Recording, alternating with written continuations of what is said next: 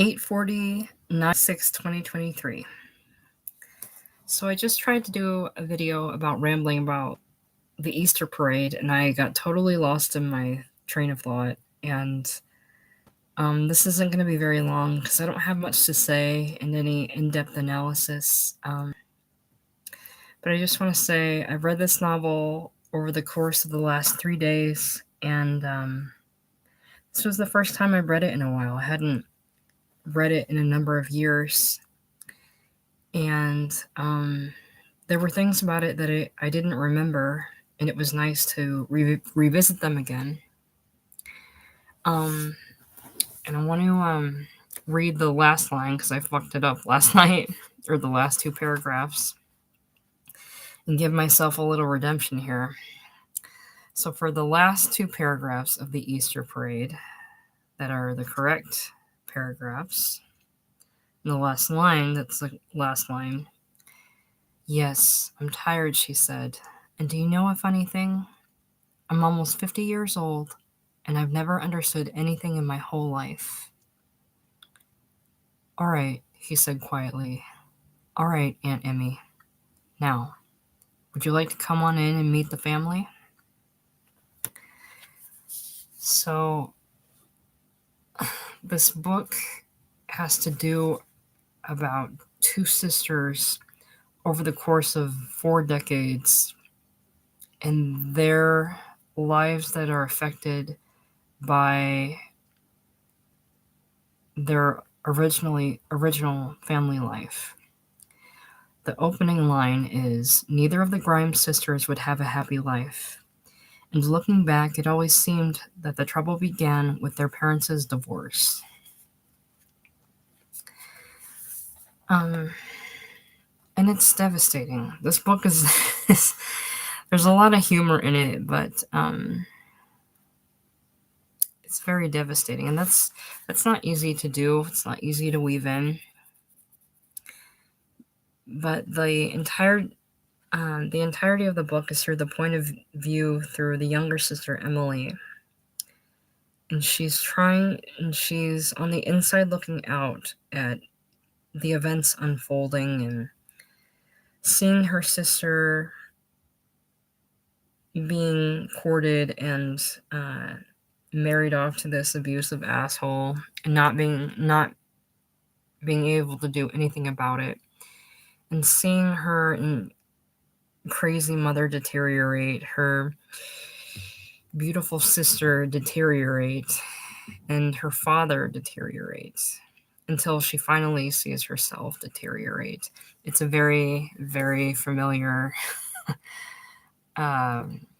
concept. And this book is filled with all the formalities that I think the average person goes through. I appreciate the fact that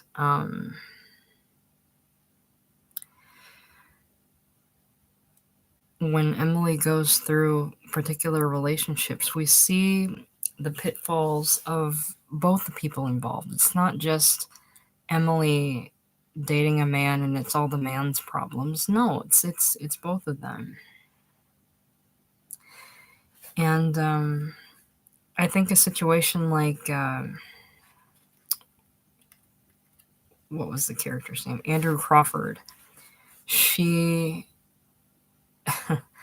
focused a lot of attention on that relationship where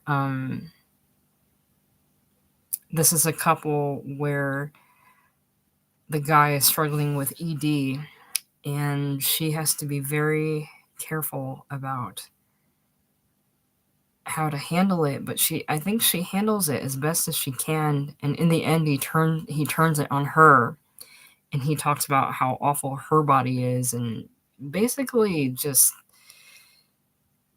puts that body in front of a firing squad and hurls insults at every part of it. And it's like, dude, it's not her fault you have ED. It's not your fault you have ED. It's just, but I know this is something that happens in relationships where someone will be embarrassed about an issue they have, and they have to lash out. They can't solve it, so they have to take it out on someone. And it's usually better if you take it out on something, but you want somebody else to hurt the way you're hurting. And if you can hurt them in the way you were hurt, even better. It's not better, but I think they think it makes them feel better, but I'm sure it makes them feel even worse. So I thought that was a really good way to end part one. And then in part two, she dates this kind of failed novelist, failed poet, and she dulls herself. For every one of these guys, she kind of dulls herself while still having a superiority complex over Sarah. And it's like you're not that much different. You're just not married, and I think you want to be married, but maybe you don't want to outright admit it. But it's devastating walking through a character like Emily, because somebody in the family has to be the rock. And when you're the rock of the family and you're not that rock steady to begin with, it kind of makes the load that much more, or that much heavier. And I think Emily handles it as best as she can.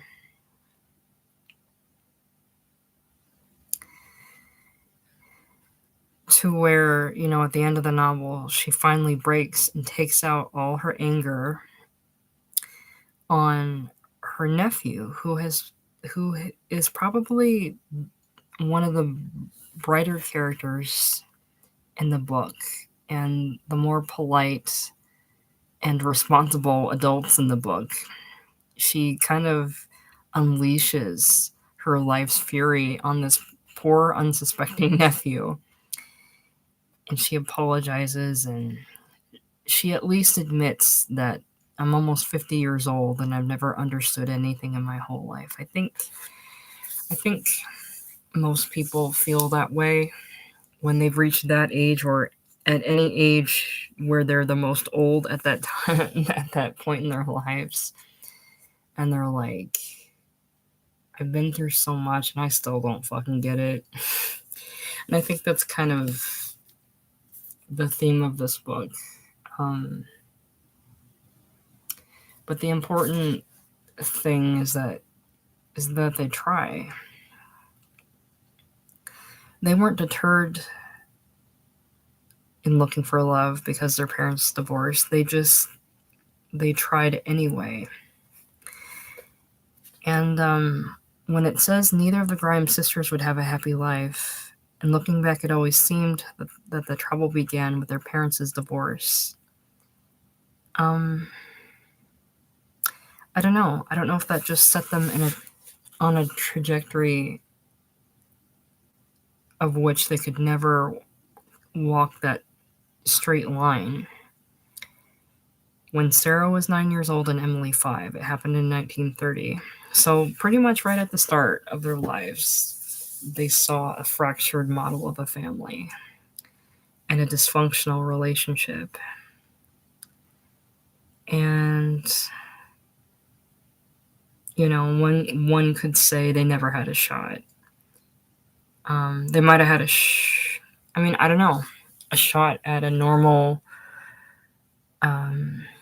family life of their own, or a shot at a normal life of their own. And we get to see both. We get to see Emily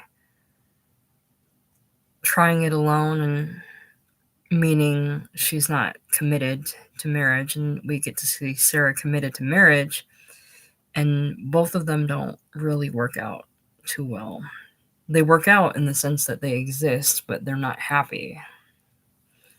And being happy is a subjective concept, because there's a passage in the book where I think it's after one of Emily's visits to Sarah that she's lamenting to, I think Jack, the Jack character, that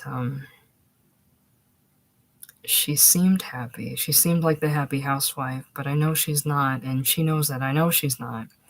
And he's kind of like, yang her, but it's like, maybe she was happy, but it's like, how could she be when she was, the prick was beating her up, you know? And maybe that's all she knew, and maybe that's all she knew to be happy. Maybe her kids made her happy. I don't think she was happy being beaten up, but it's like, yeah. But there's passages where she's saying, "Oh, it's my fault," the kind of like battered wife, the battered wife's prayer, I guess.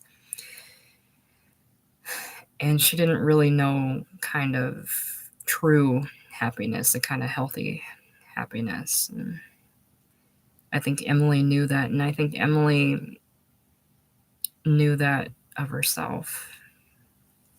I don't think a woman that's like a battered wife, a beaten wife, that's institutionalized because she's in the way is happy. She might be in denial and delirious as a sort of self protection, but she's not truly happy. But she might fool herself. And I think that's what the Sarah character does throughout most of the book. She has a self-assured confidence early on, but that gets chipped away throughout the decades until, you know, he describes her as this like overweight, double-chinned, frumpy woman in her 40s that ultimately dies of a quote unquote liver ailment, you know, or she hit her head after a fall. And we don't really know if that Tony bastard like beat her and she fell. It's left ambiguous. It is and it isn't. I think we're supposed to believe that she fell and hit her head, but Emily is so adamant that no, the fucking Tony bastard beat her to death. So I don't know, but either way, it's awful. And then you have the Pookie character and the father character. Their mom and dad. I'm glad he wrote a good chunk about the father character because the father character seemed like a really good man, and they took a great stock in him until like their classmates and their mother tore him apart enough to where the guy dies, and they're at a point in their lives, the remember when point where it's like dad would do this and dad would do that, and when she said this about him, or he said, she said, do you think they meant it, this, that, and the other.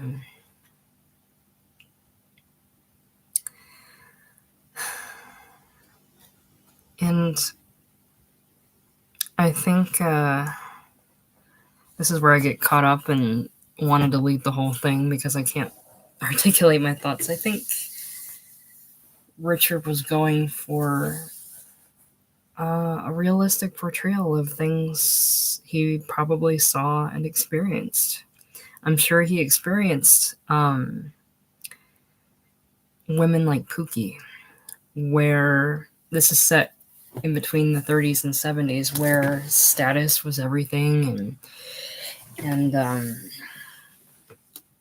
you want to look good and you want to appear like you have it all together. And he had an example of her buying an apartment she couldn't afford. They lived in a nice apartment, but they ate spaghetti. But the appearances, was more than the substance, was more important than the substance. Their status was more important than having a good meal. So they were nurtured through superficiality, I think. And it's I'm surprised, and it's like Pookie grills Sarah's dates, but Tony isn't a wealthy man. They give off the impression like he is because of the cottage and the estate that he lives on, but the money isn't his, and I think she's one of those women that um, her mission is to uh, ensure hypergamy in her daughters, and she fails at that as well. So she talks about how Sarah is look at how they're breeding, and she's popping out kid after kid after kid, and three's enough, and they look like peons essentially, and one goes into the priesthood. And even though Emily talks about how he must be very high up if he wears his clerical collar all the time. But I think reputation and status, I mean, it'll always be important to a majority of the human race, I think.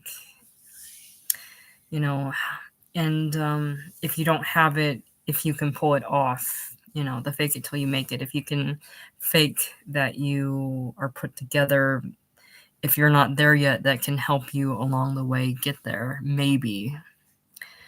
And for characters like Sarah and Emily and even Pookie, they never got there. They did okay in life, and that would have been enough if they didn't want for more. But Pookie, was always wanting more and openly hitting on married men. I mean, I bet money he saw people like that. I've seen people like that, shamelessly flirting with people that are taken because you want to absorb anything grand that you think they have to offer, and they very might well be faking it themselves. And so you're doing all that ass kissing for nothing, except making yourself look like a fool, which the Pookie character does. The Pookie character is just the name Pookie. I like that he uses that more than Esther, which I can't, for some reason, I have a hard time saying Esther. Esther. Pookie. So, but I found it interesting they were talking about sex and sexuality. We have one passage in the book where Emily, in order to get away from her mother, she doesn't have a date, but I think she kind of wants to get away from Pookie, so she goes out by herself on a night on the town and ends up losing her virginity in a real disturbing way. And I've seen some fair criticism over Yates about how he writes women and this sort of thing. And there's a line in the novel about how she didn't say yes, but she didn't say no, which in this PC world wouldn't fly today. But she was preparing for the pain, but it was, she wasn't ready, but it was happening, and then came the pleasure. But I also, it doesn't bother me because I think it's, again, a thing that happens. The soldier knew what he was doing, and I think she knew what was happening, but by the time it happened, she accepted it, but I don't know that she felt cheated. I think by talking about how, they went out for malts and didn't say anything afterwards, and then she vomited, and then she thought, well, I puked and he's not going to kiss me now, and then he kissed her on the cheek. It's like, okay, So that was it. And I was talking about how in the story, Evening at the Côte d'Azur, where the consummation of any sexual encounter between two individuals will have different meanings for these individuals. And in these two examples, I think it means more to the woman than it does to the man. The man just just wants to get off, and the woman, it means much more in just these examples. Um, and and it's like they're waiting for the event to happen, and then it happened, and then that's it. And then their little bubble is burst on the reality of the situation. But then I like the fact that he writes a passage about how Emily took the initiative with Jack, and how they were in the open country, and she initiates the sex, and he's like, all right, and goes for it. And but that doesn't really solidify their relationship. They're just two completely different individuals, and there's an important discussion in a documentary I watched about how a couple can make it, and if sex is involved, it can be almost impossible. I read threads all the time about the incompatibility between two people, and I think it's really difficult to be completely sexually satisfied with yourself and another person. Not only do you have the challenge of, if you're actively looking for a partner, okay, you're actively looking for a partner, you want to find somebody you're comfortable with, can trust, feel good with, feel confident with, feel yourself with. And then you have to see if you're compatible with physically, emotionally, spiritually, if you believe that, and if you connect, and if you physically connect. And that's a lot. That's a lot to want, even though you should want all of that if you want to find that. It's a lot to want, it's a lot to look for, and it's a lot to find. It's hard to find. And I like that he talks about that in the book, to where we're talking about how even in Emily's last relationship, I think it's one of the more sexually confident relationships she feels, even though, or you know what, I take that back. I think she feels the most confident with Jack Flanders, but she feels confident enough to act on the last guy. I already forgot his name.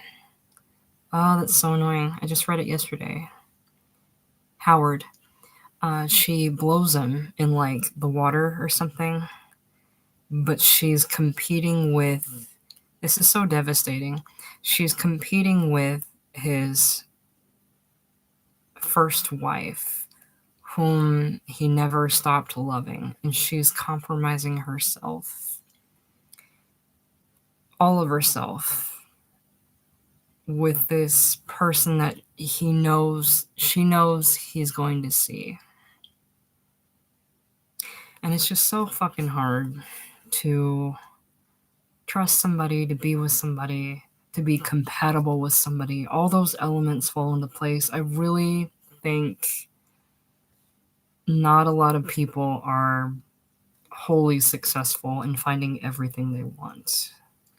It's a lot. And I like that I'm reading a book about people that are actively looking and failing, despite the fact that they had the failure at the outset right from the gate. The failure was right at the start, but they still tried. And I think that's part of what the Emily character means when she said, I'm almost 50 years old and I've never understood anything in my whole life. The last image we have of this character is her facing away from her nephew and his house and his what we think of as a successful family, happy family, staring out into a street. And it's like, where the fuck do I go from here? I'm not young anymore. I'm at a place in my life where I go to parties where this person drags me to their masturbation studio, where I can sit with all the other single misfits and act like a fool, completely make a fool of myself. This is where, and now I'm at my nephew's house, whose charitable, albeit I think pure love for me, has brought me here. And it's almost just as humiliating. I can understand the power behind that sentence. I've never understood. And I think he takes it as, okay, my aunt is just mouthing off and I gotta get her inside. He's embarrassed. I think he says he seemed very embarrassed. And I don't think that's just at her saying you play a little grab ass in the kitchen and you talk about Jesus and then you fuck. And it's like, no, he's like, this is my mother's sister and I brought her home and she's having a mental breakdown in my driveway. And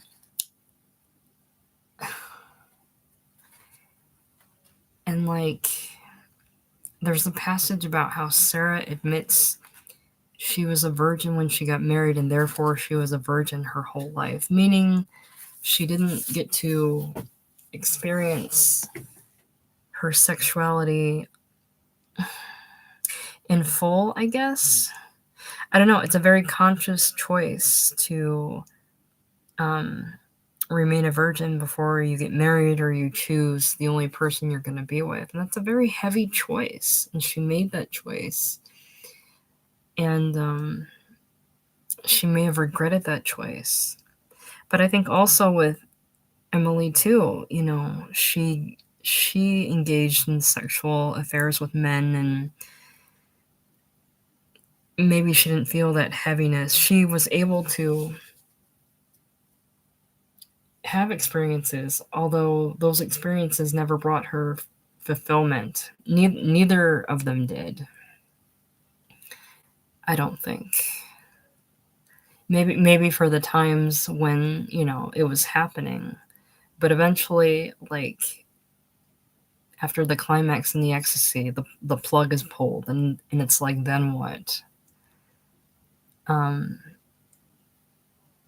The sex can be great, but if it's as fleeting as the orgasm, then what?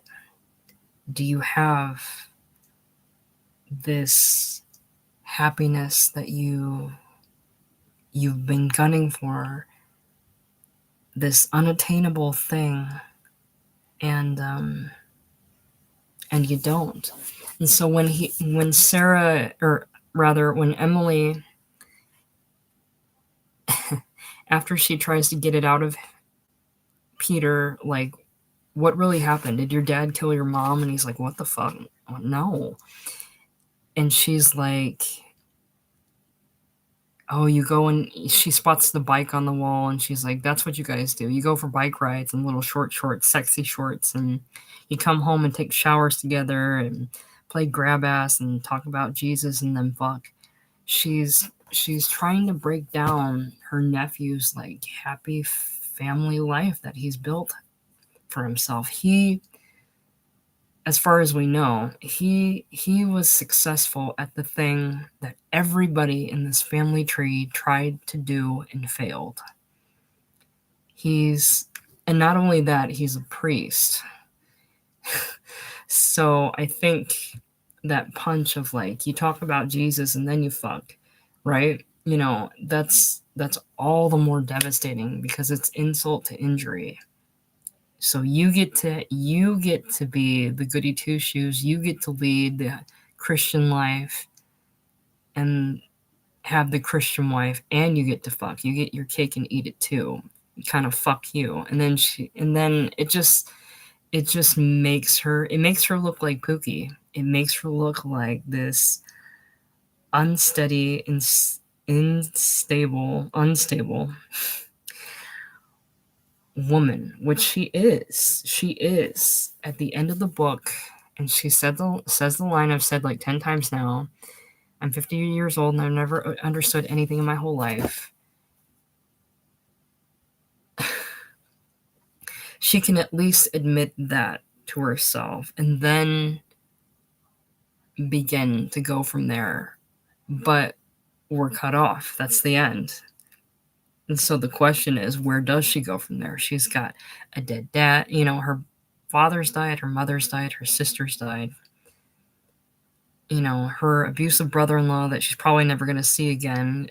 And she's staying with the son of her abusive brother-in-law and her dead sister. And he's the one that has to take, that's been put in charge of the elder. She's the elder now at almost 50, which, I guess was and is true.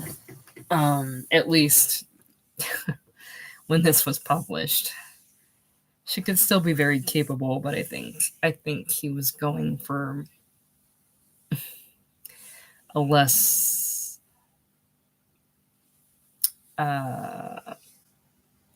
forgiving times. Because in the book, there's the passage about her passing a mirror and she doesn't recognize the face that she's looking at. And I think that'll always be common if people survive and they get older and they look at themselves. I do, and I'm relatively young, even though I feel old. I'm gonna if I survive, I'm gonna look back and be like, what the hell were you bitching about? You had good years. And you're bitching about lines in your face. Well, it's because you don't drink enough water. But she's talking about the inevitability of age, and finally she can feel okay about her small tits because they don't sag, I guess. And I like the fact that he had the passage about her like getting naked in front of the mirror and she's checking herself out and seeing how things are, and then she comes to herself and says, oh, this is silly. And then he has the passage about the masturbation class, which is essentially a different variant of that, but that's much more that's much sillier. I can't write format, but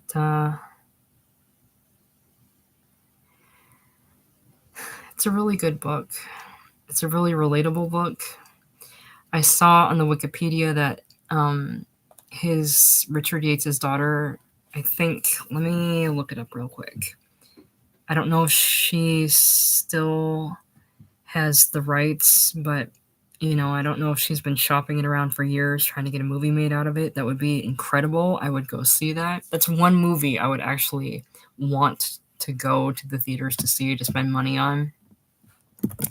As I've said before, I saw Revolutionary Road in theaters, and that was what kind of set me off on reading everything.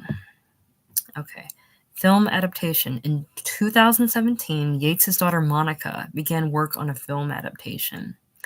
I wonder if anybody's bought the rights. I wonder if it's in like production limbo. I wonder if it's been shelved indefinitely.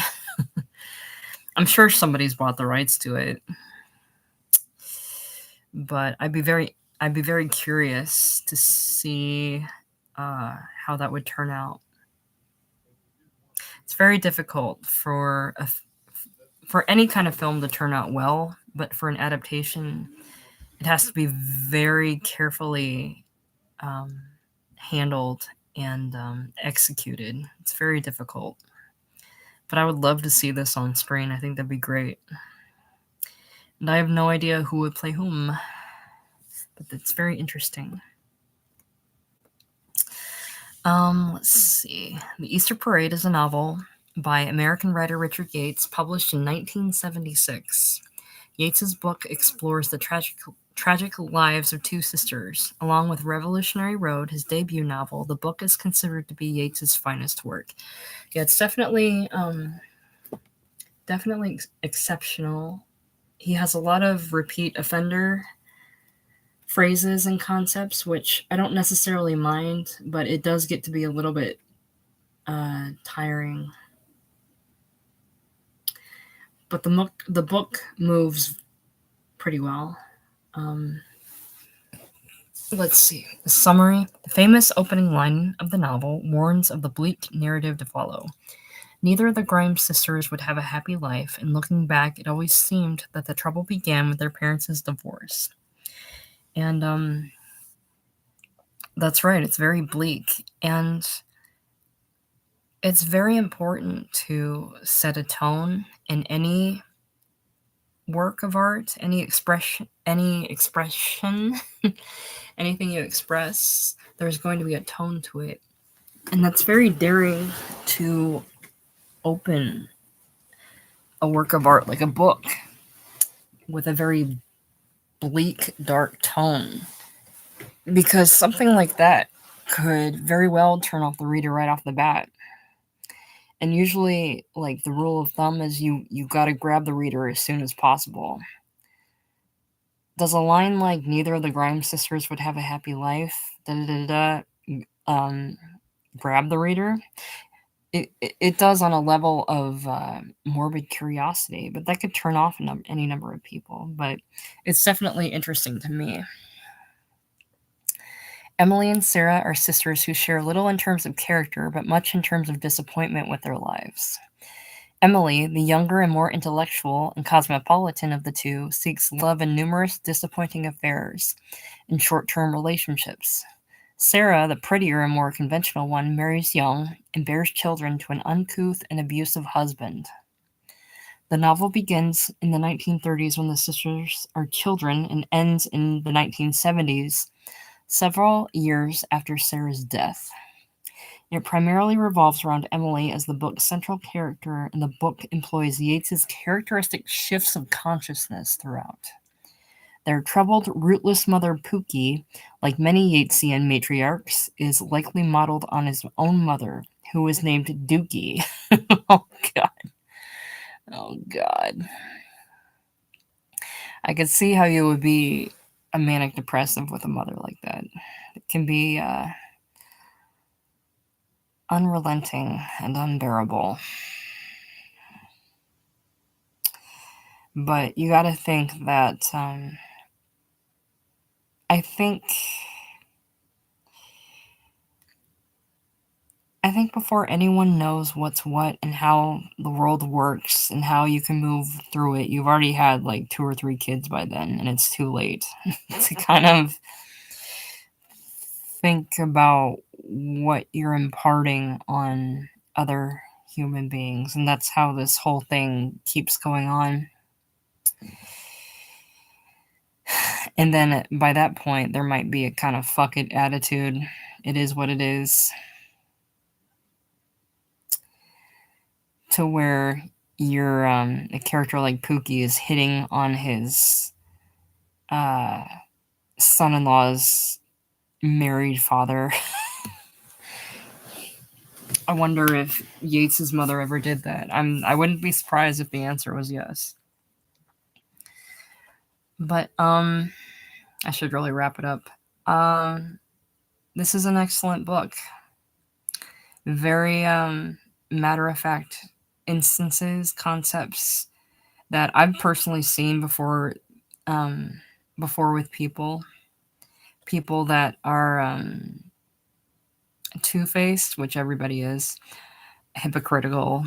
They turn on a dime, and people who engage in relationships, and not just love, like, between a man and a woman, just friendships and human relationships where their personal motives and um, interrupt and interject the reality of what the other person thinks the relationship is, and the feeling of vulnerability with your body and your sexual experience and how you measure up to other people and what they think of you sexually, what they think of your status in life, what they think of you as a person. All of these things are throughout and are of great importance to these people. And I think even with a character like Emily, who is described by other characters as liberated and independent, she's just as lost as anybody else and just as insecure as anybody else in the book. Even though, her actions may say that she's confident and self-assured, she's just as insecure as everybody else. I think everybody is. I think everybody is. And I think it's touching that Richard can write that and admit that. At the end of each part, there's a kind of climactic punch. In the end of the first part, it's the Andrew character criticizing Emily's body after their failed sexual relationship because he has ED. He's saying that I hate your body and I hate your tits and your clit and your thighs and da da da da, and I hate your body. And it's like there's nothing to warrant that. And at the end of part 2, Emily is kind of berating Sarah, and it's interesting because she's berating her sister, who is the victim of domestic violence, and this is a different kind of beating. She's beating her. She's saying, like, what the fuck? Why the fuck won't you leave this bastard and come live with me? And it's like she's needling her and needling her to get an answer out of her, and you're kicking her while she's down. She cannot make the decision. She does not have the self-confidence to make the decision to say, I don't deserve this. I should not put up with this. I need to leave him. She's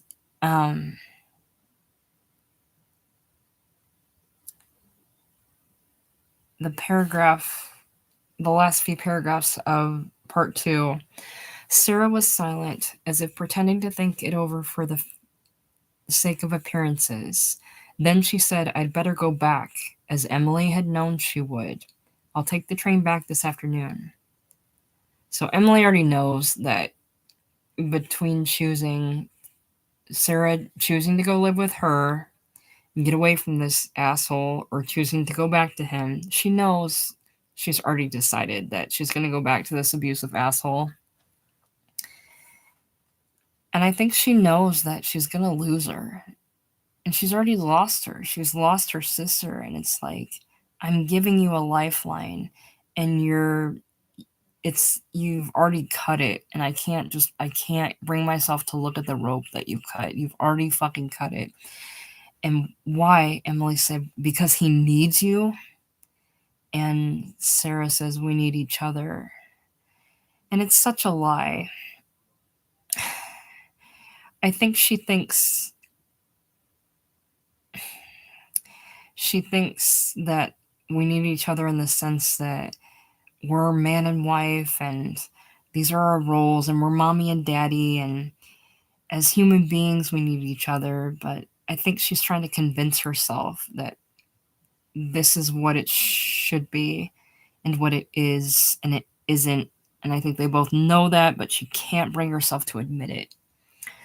So it was settled. Sarah would go back.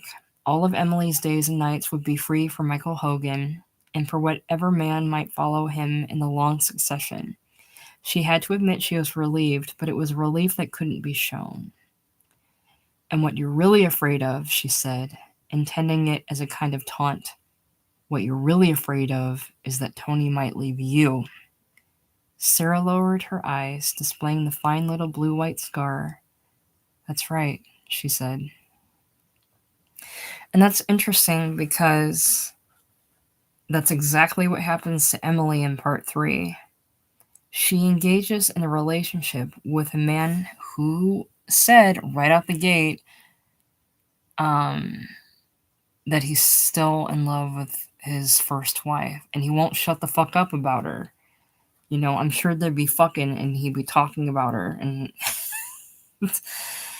and so it's like karma kind of bit her in the ass. And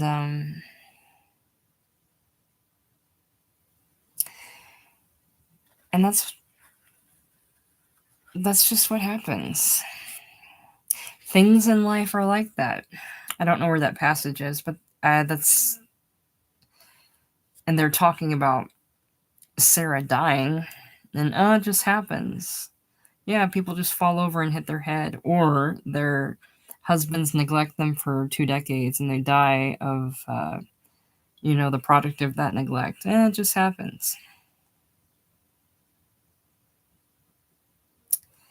So, it's a depressing book. It's a real book. It's a book about realism, but these are things that really happen. I enjoyed it, which is fucked up to say, because it's not, I don't think it's meant to be enjoyable. But it's enjoyable in the sense that somebody has the balls to at least write the truth about human behavior and what happens in real human relationships. And the things, I think what gets to me about Richard is these are the things. The thing about realism is that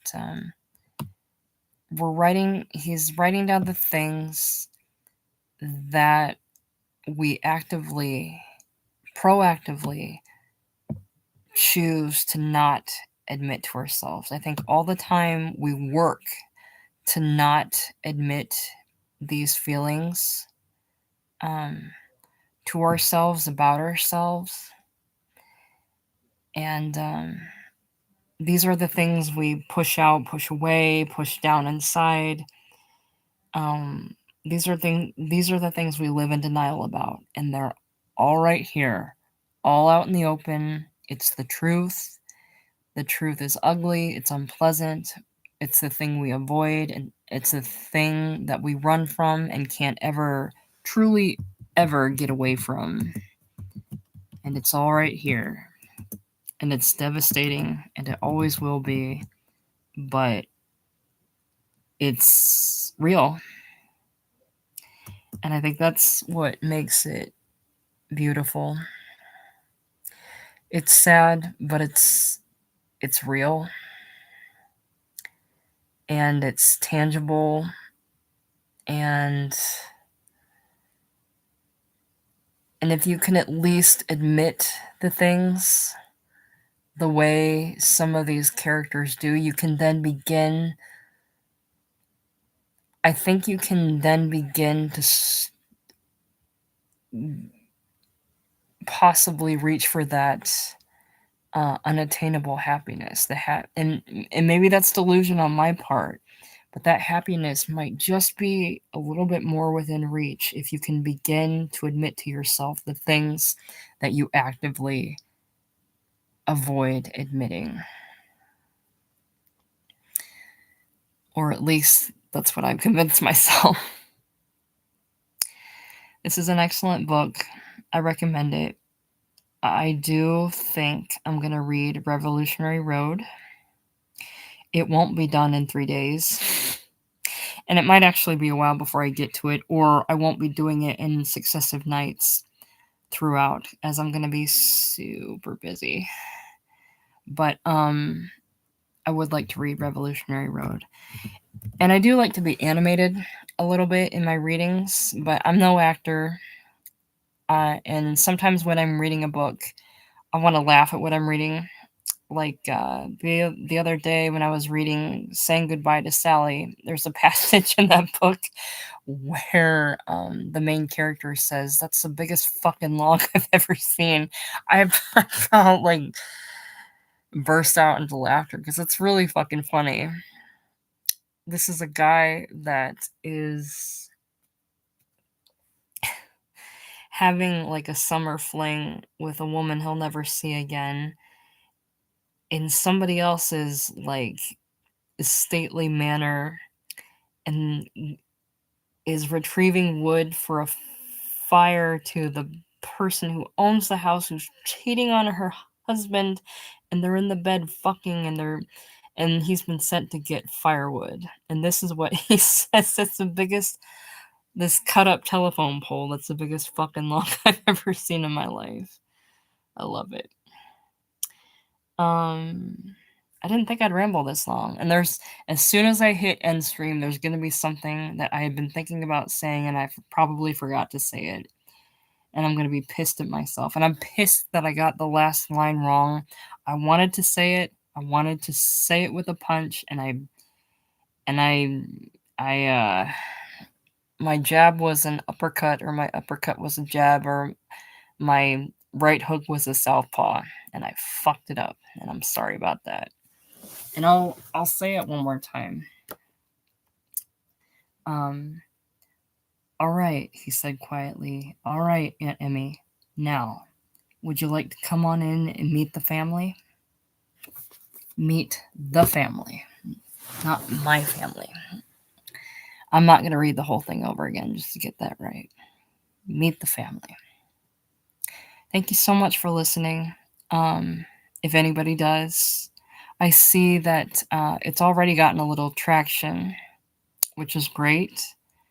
If anybody does listen to it, I hope you enjoy it.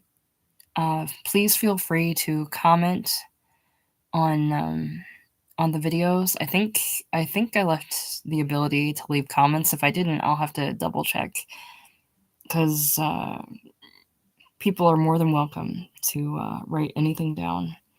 And if they want to talk about anything, if they want to have a discussion about anything concerning the book or the works or anything, I'll engage in them. And I love doing this. This was fun. And again, I'd like to read Revolutionary Road, and it's going to take a while to do, but this was really lovely. I love Richard Yates. I love his work. And this is the Easter Parade. Thank you so much for listening.